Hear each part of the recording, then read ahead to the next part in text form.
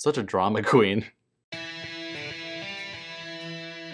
Welcome to Ranger Reviews, a web series we look at episodes of the TV show Power Rangers and then discuss them. Today we're exploring the 21st episode of the show Power Rangers in Space, as well as the 271st episode overall titled Red with Envy. We begin this episode with Darkonda. I forgot about him. He's apparently alive, waiting in a field for his opponent. Then Ecliptor shows up and Darkonda bows to him in respect, and he asks Ecliptor to go into business together, but nope, they're sword fighting now. Ecliptor says no, and Darkonda says it's a pity he'll have to conquer the Earth without him then. He leaves and Ecliptor's super confused. Same. Ecliptor is there in an industrial set talking to two monsters, and he's going to rule the universe or whatever. He tells Crocotox to go to Earth and spread their toxins. The red monster then goes swimming through space somehow until he's just underwater spreading toxins into the water. There's so much happening, slow down. On the ship, Andros is walking through the hall asking Carlos if he's seen Ashley. She's in the engine room and Andros was walking in there alone asking her to, himself, if she wants to go watch the lunar eclipse, but it's too serious. Then he asks if she wants to go see Halley's Comet, but man, everyone's done that. I like seeing Andros actually have a bit of a personality for once. He then sighs defeated and then he hears Ashley giggling. He goes over to find Ashley is being trained by Zane on how to use telekinesis and they're kind of flirting. Zane then shows off his own telekinesis and they're kind of touchy. Andros is mad, walking away. Decca says that there's a disturbance at the beach and Cassie, Carlos, and TJ look into it. They tell the others via the intercom and they head out. At the beach, everyone's coming out of the water with dark spots on them and Crocotox is there laughing. The 6 Rangers flip onto the scene and Crocotox spits lasers at them, challenging them to follow him. They start fighting him on the beach, but yeah, they're getting hit down. Andros and Ashley get stuck a bit, and Zane saves them, and Ashley won't shut up about how awesome Zane is as he does a few neat tricks. And then he takes out his super silverizer, and as he's about to fire, his suit disappears. He runs away and the others use their Astro Blasters, blowing up Crocotox. Now everyone on the beach is fine, okay. The Rangers can't find Zane anywhere, and they're worried that he was stunned. They find him, but he's demorphed. Carlos says he shouldn't demorph here as someone could see him, and Ashley has to take a moment to tell Zane that he's awesome. Also, Darkonda shows up on Earth to yell at the Rangers. Alright. In the lounge area, everyone's decompressing from the fight, and Andros walks over to Ashley, beginning to say something, but Zane interrupts saying that since Darkonda says that he has more monsters, maybe he has like a lab or something. They'll do some research. Zane steals Ashley's food and she asks what Andros was going to ask her, but he gets mad at seeing Zane stuff a brownie in his mouth, so Andros says, forget it, walking away.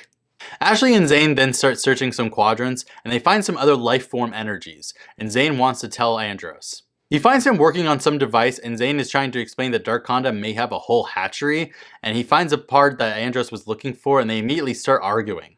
Andros wants to know what's going on with Ashley, and Andros is like, pissed.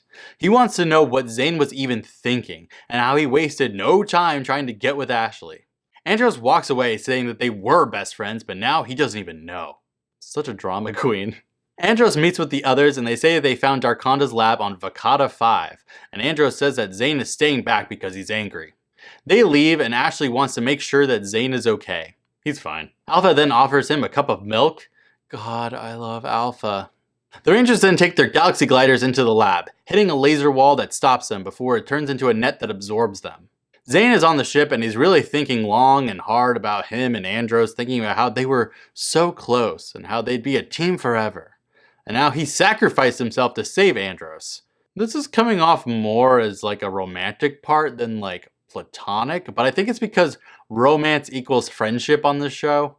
Zane then realizes this is really dumb and he's going to go help anyways. He's back on the beach and he asks Alpha where the others are, but Ecliptor shows up behind him. He jumps down, attacking Zane, who's getting his ass kicked pretty easily. Then Zane decides to not morph because he doesn't want to use up all of his powers. Apparently that's a thing. The Rangers are covered in nets, hanging up, being taunted by a bunch of Crocotox. Darkonda is also there, explaining that he wasn't killed as easily as they thought. He says that more Crocotox are hatching, so screw you guys.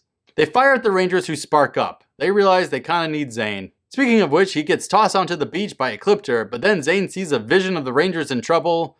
Somehow, I really don't know how. He gets away from Ecliptor and he decides it's time to finally do the damn thing. Let's rock it! Zane then takes on Ecliptor by the water, and they're kind of taking this slow before Zane is getting his ass kicked pretty easily. He uses his super silverizer for a bit, but then he's on the ground. Zane calls out his silver cycle, which comes in as a galaxy glider, hitting Ecliptor down into the water. His morph is still holding, so he's going to go get the others. He flies into the warehouse, turning the Galaxy Glider into a cycle, somehow getting through the laser wall.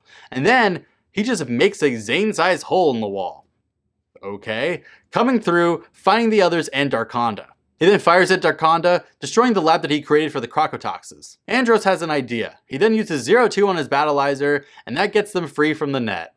How? Who cares? The Rangers run out and they toss Andros around until he uses the 01 Power Punch, hitting Crocotox down before he's just immediately giant. Also, Zane uses the Super Silverizer against his own Crocotox.